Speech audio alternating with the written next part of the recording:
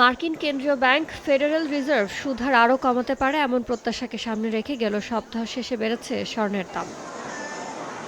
শুক্রবার প্রতি ট্রয় আউন্সের দাম 0.27% বেড়ে দাঁড়িয়েছে $4,342। সপ্তাহ ব্যবধানে দাম বেড়েছে 1.04%। চলতি বছর দাম বেড়েছে 65.84%। একই দিন রূপার দাম রেকর্ড উচ্চতায় পৌঁছে। বিনিয়োগের চাহিদা বাড়ার পাশাপাশি সরবরাহ বাড়ার কারণেই এই ধাতুর দাম ঊর্ধ্বমুখী। প্রতি ট্রয় আউন্সের দাম 2.58% বেড়ে $67.13 দাঁড়িয়েছে। এক সপ্তাহ ব্যবধানে দাম বেড়েছে 8.27%। আর চলতি বছর এ পর্যন্ত দাম বেড়েছে 135.84%।